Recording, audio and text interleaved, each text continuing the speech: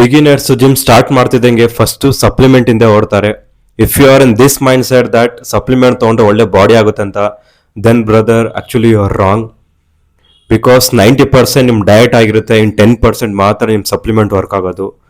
Starting 4 to 6 month ಒಂದು ಒಳ್ಳೆ diet ಮೇಲೆ ಫೋಕಸ್ ಮಾಡಿ. ಸೊ ಯಾವುದೇ ಥರ ಸಪ್ಲಿಮೆಂಟ್ ಇಲ್ಲದೆ ಜಸ್ಟ್ ಡಯಟಲ್ಲಿ ಮಾತ್ರ ಒಂದು ಫಿಸಿಕ್ ಅಚೀವ್ ಮಾಡಿ. ಸೊ ಸ್ಟಾರ್ಟಿಂಗಲ್ಲಿ ಯಾವುದೇ ಥರ ಸಪ್ಲಿಮೆಂಟ್ ಮೇಲೆ ಖರ್ಚು ಮಾಡಬೇಡಿ. Save the amount and invest on good food like chicken, egg, paneer, soya, milk, curd, vegetables and fruits.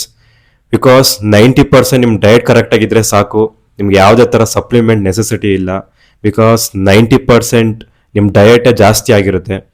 So don't invest any amount on any supplement. ಬೇಕಾದರೆ ಒಂದು 6 ಮಂತ್ ಆದಮೇಲೆ ನಿಮ್ಮ ಹತ್ರ ಒಂದು ಸ್ವಲ್ಪ ಅಮೌಂಟ್ ಇದೆ ಅಂದಮೇಲೆ ಬೇಕಾದರೆ ನೀವು ಸಪ್ಲಿಮೆಂಟ್ ಮೇಲೆ ಇನ್ವೆಸ್ಟ್ ಮಾಡಿ. ಅದೇ ಸ್ಟಾರ್ಟಿಂಗಲ್ಲಿ ಇನ್ವೆಸ್ಟ್ ಮಾಡಬೇಡಿ.